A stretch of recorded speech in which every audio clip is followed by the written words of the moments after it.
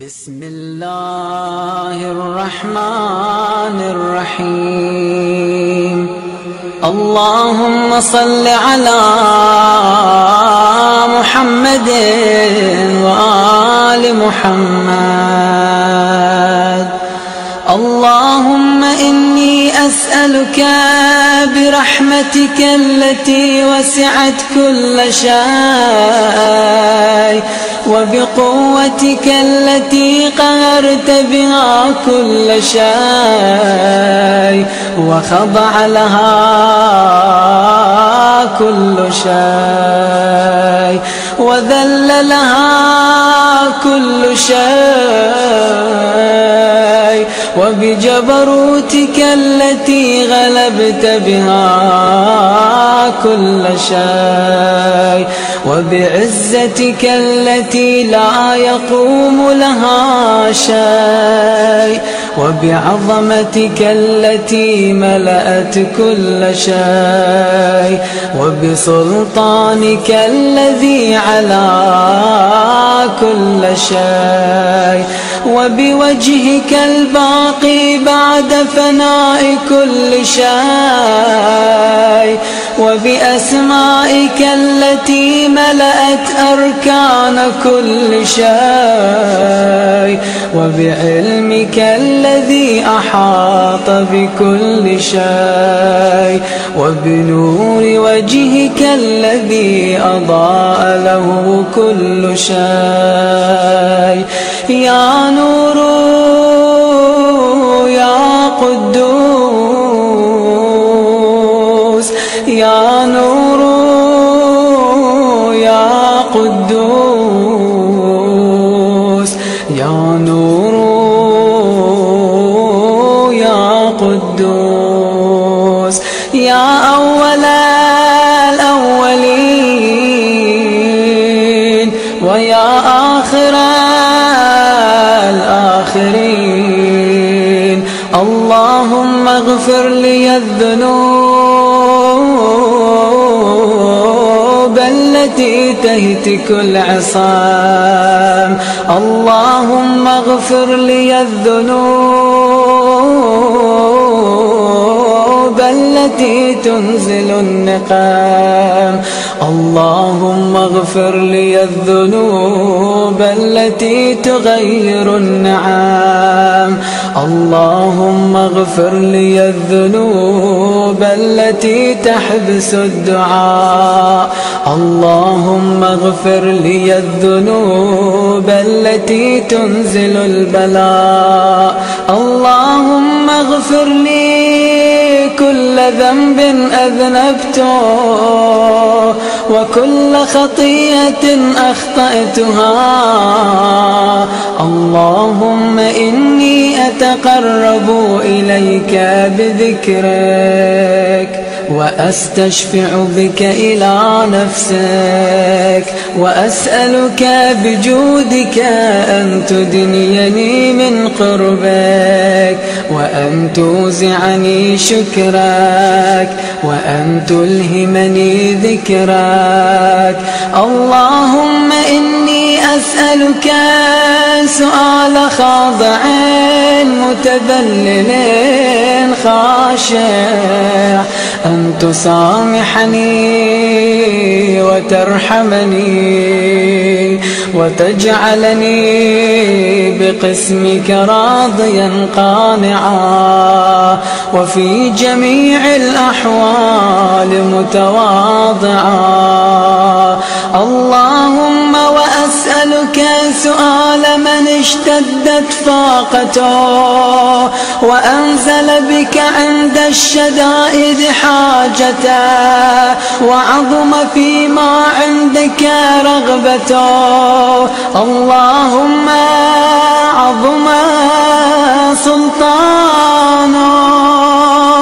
وعلى مكانك وخفي مكرك وظهر أمرك وغلب قهرك وجرت قدرتك ولا يمكن الفرار من حكومتك. اللهم لا أجد لذنوبي غافرا، ولا لقبائحي ساترا، ولا لشيء من عمل القبيح بالحسن مبدلا غيرك. لا إله إلا أنت سبحانك وبحمدك. ظلمت نفسي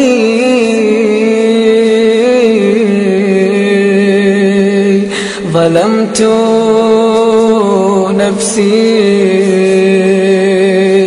ظلمت نفسي وتجرأت بجهلي وسكنت إلى قديم ذكرك لي ومنك علي. اللهم مولاي كم من قبيح سترته، وكم من فادح من البلاء أقلته، وكم من عثار وقيته، وكم من مكروه دفعته، وكم من ثناء جميل لست أهلا له نشرته.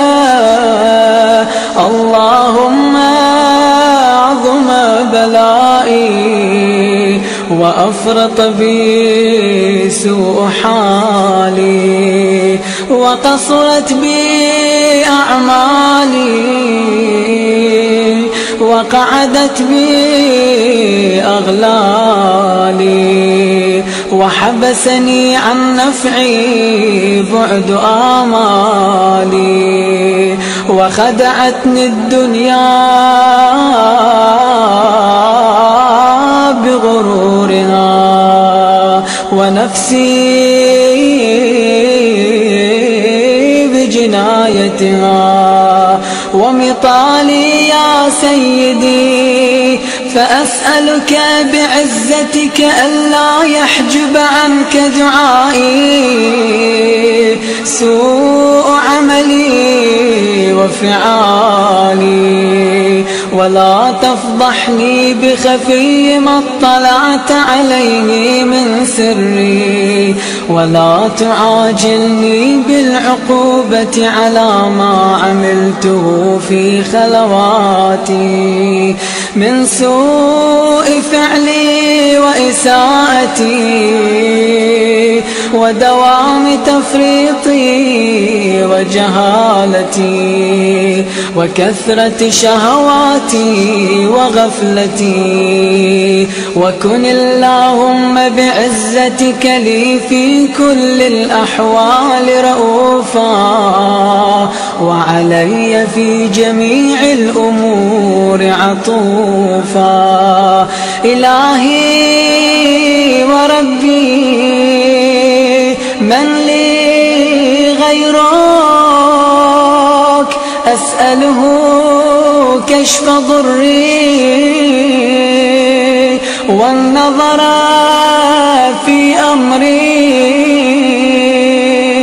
إلهي ومولاي أجريت علي حكما اتبعت فيه هوى نفسي، ولم أحترس فيه من تزيين عدوي، فغرني بما أهوى وأسعده على ذلك القضاء، فتجاوزت بما جرى علي من ذلك بعض حدودك، وخالفت بعض أوامرك، فلك الحجة علي في جميع ذلك، ولا حجة لي فيما جرى علي فيه قضاءك، وألزمني حكمك وبلاءك.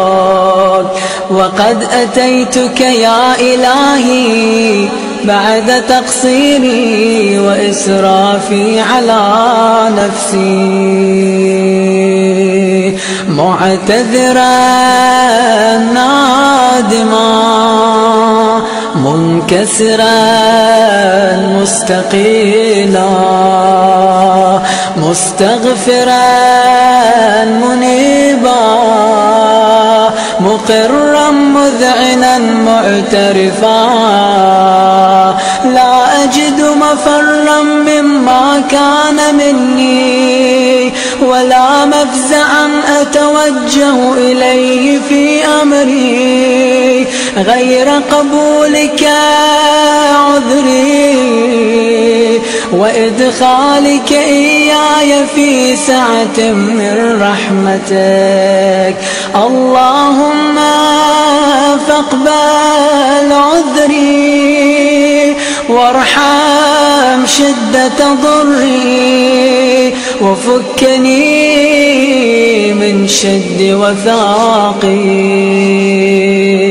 يا رب ارحم ضعف بدني، يا رب ارحم ضعف بدني، يا رب ارحم ضعف بدني، ورقة جلدي ودقة عظمي. يا من بدأ خلقي وذكري وتربيتي وبري وتغذيتي، هبني لابتداء كرمك وسالف برك بي يا إلهي وسيدي وربي. أتراك معذبي بنارك بعد توحيدك، وبعد من طوى علي قلبي من معرفتك، ولهج به لساني من ذكرك، واعتقده ضميري من حبك، وبعد صدق اعترافي ودعائي خاضعا لربوبيتك. هيهات أنت أكرم من أن تضيع من ربيته، أو تبعد من أدنيته، أو تشرد من آويته، أو تسلم إلى البلاء من كفيته ورحمته. وليت شعري يا سيدي وإلهي ومولاي، أتسلط النار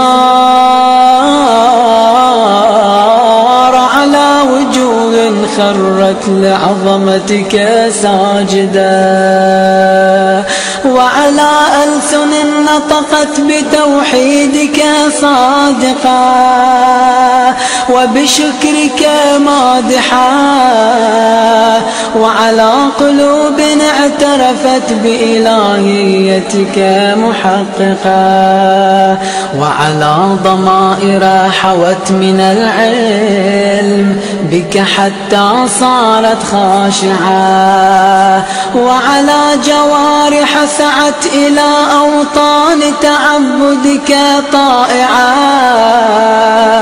وأشارت باستغفارك مذعنة. ما هكذا الظن بك، ولا أخبرنا بفضلك عنك يا كريم يا رب، وأنت تعلم ضعفي عن قليل من بلاء الدنيا وعقوباتها، وما يجري فيها من المكاره على أهلها، على أن ذلك بلاء ومكروه، قليل مكثور، يسير بقاؤه، قصير مدته. فكيف احتمالي لبلاء الآخرة وجليل وقوع المكاره فيها، وهو بلاء تطول مدته ويدوم مقامه ولا يخفف عن أهله، لأنه لا يكون إلا عن غضبك وانتقامك وسخطك، وهذا ما لا تقوم له السماوات والأرض. يا سيدي فكيف بي وأنا عبدك الضعيف الذليل الحقير المسكين المستكين. يا إلهي وربي وسيدي ومولاي، لأي الأمور إليك أشكو ولما منها أضج وأبكي، لأليم العذاب وشدته أم لطول البلاء ومدته. فلئن صيرتني للعقوبات مع أعدائك وجمعت بيني وبين أهل بلائك وفرقت بيني وبين أحبائك وأوليائك، فهبني يا إلهي وسيدي ومولاي وربي، صبرت على عذابك فكيف أصبر على فراقك، وهبني صبرت على حر نارك فكيف أصبر عن النظر إلى كرامتك، أم كيف أسكن في النار ورجائي عفوك. فبعزتك يا سيدي ومولاي أقسم صادقا لئن تركتني ناطقا لأضجن إليك بين أهلها ضجيج الآملين، ولأصرخن إليك صراخ المستصرخين، ولأبكين عليك بكاء الفاقدين، ولأنادينك أين كنت يا ولي المؤمنين، يا غاية آمال العارفين، يا غياث المستغيثين، يا غياث المستغيثين، يا غياث المستغيثين، يا حبيب قلوب الصادقين ويا إله العالمين. أفتراك سبحانك يا إلهي وبحمدك تسمع فيها صوت عبد مسلم سجن فيها بمخالفته وذاق طعم عذابها بمعصيته وحبس بين أطباقها بجرمه وجريرته وهو يضج إليك ضجيج مؤمل لرحمتك ويناديك بلسان أهل توحيدك ويتوسل إليك بربوبيتك. يا مولاي فكيف يبقى في العذاب وهو يرجو ما سلف من حلمك؟ أم كيف تؤلمه النار وهو يأمل فضلك ورحمتك؟ أم كيف يحرقه لهيبها وأنت وأنت تسمع صوته وترى مكانه، أم كيف يشتمل عليه زفيرها وأنت تعلم ضعفه، أم كيف يتقلقل بين أطباقها وأنت تعلم صدقه، أم كيف تزجره زبانيتها وهو يناديك يا رباه، أم كيف يرجو فضلك في عتقه منها فتتركه فيها. هيهات ما ذلك الظن بك ولا المعروف من فضلك، ولا مشبه لما عاملت به الموحدين من برك وإحسانك، فباليقين أقطع لولا ما حكمت به من تعذيب جاحديك، وقضيت به من إخلاد معانديك، لجعلت النار كلها بردا وسلاما، وما كان لأحد فيها مقرا ولا مقاما، لكنك تقدست أسماءك أقسمت أن تملأها من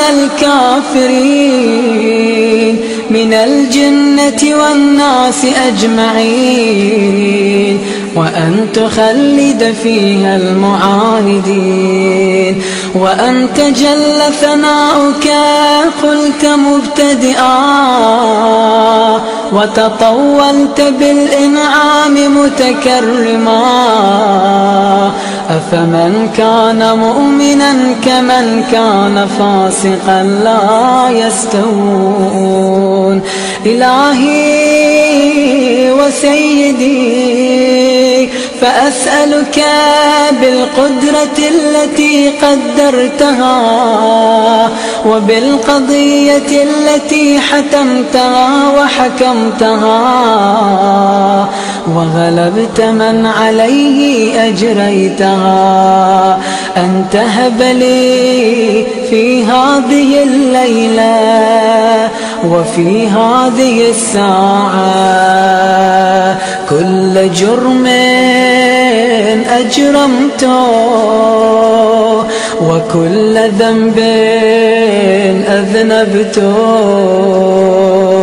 وكل قبيح أسررته وكل جهل عملته، كتمته أو أعلنته، أخفيته أو أظهرته، وكل سيئة أمرت بإثباتي الكرام الكاتبين الذين وكلتهم بحفظ ما يكون مني، وجعلتهم شهودا علي مع جوارحي، وكنت أنت الرقيب علي من ورائهم والشاهد لما خفي عنهم، وبرحمتك أخفيت وبفضلك سترت،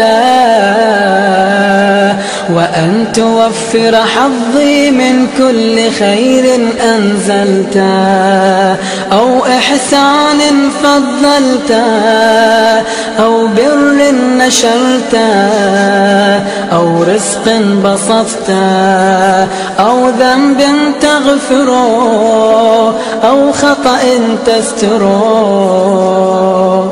يا ربي يا ربي يا رب يا ربي يا ربي يا رب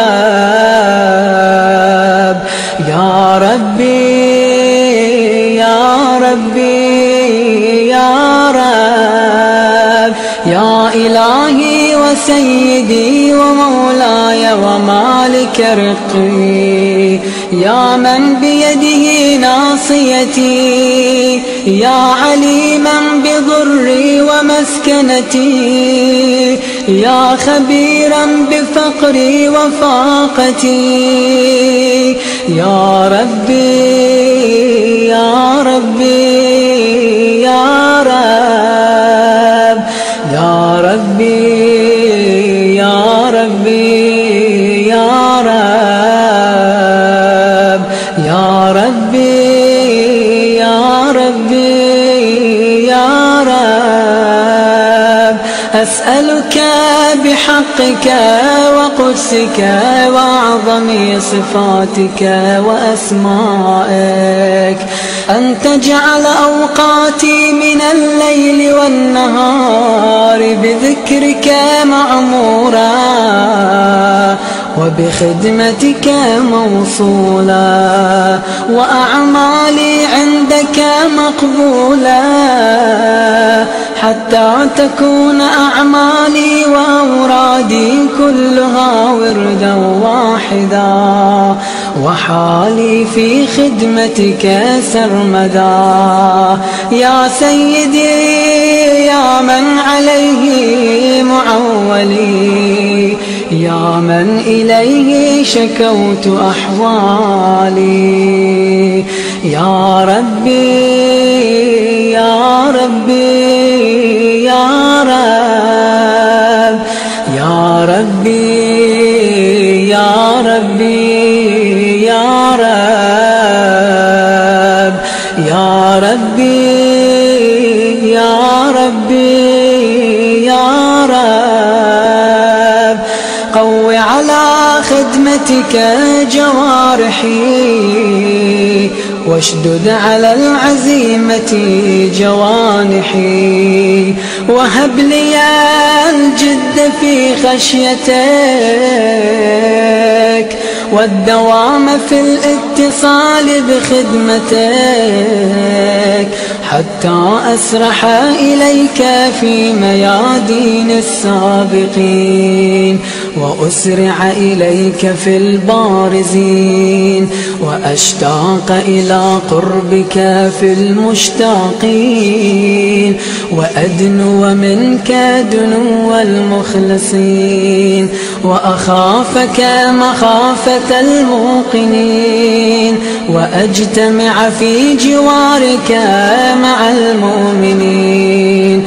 اللهم ومن أرادني بسوء فأرد، ومن كادني فكد، واجعلني من أحسن عبيدك نصيبا عندك، وأقربهم منزلة منك، وأخصهم زلفة لديك، فإنه لا ينال ذلك إلا بفضلك. وجد لي بجودك، واعطف علي بمجدك، واحفظني برحمتك، واجعل لساني بذكرك لهجا، وقلبي بحبك متيما، ومن علي بحسن إجابتك،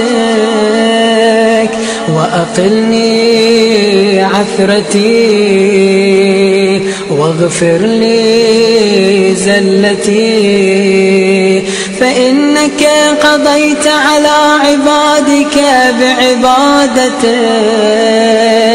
وأمرتهم بدعائك، وضمنت لهم الإجابة.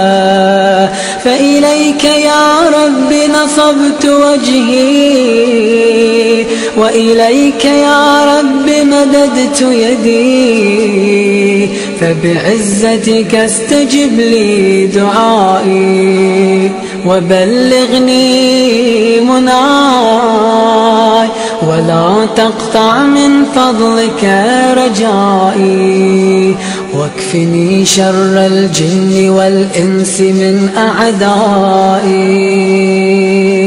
يا سريع الرضا يا سريع الرضا يا سريع الرضا اغفر لمن لا يملك إلا الدعاء، فإنك فعال لما تشاء. يا من اسمه دواء وذكره شفاء وطاعته غنى، ارحم من رأس ماله الرجاء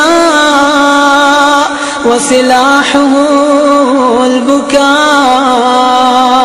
يا سابغ النعم يا دافع النقام، يا نور المستوحشين في الظلام، يا عالما لا يعلم. صل على محمد وآل محمد وافعل بي ما أنت أهله، وصلى الله على رسوله والأئمة الميامين من آله، وسلم تسليما كثيرا. وصل اللهم على محمد وآله الطاهرين.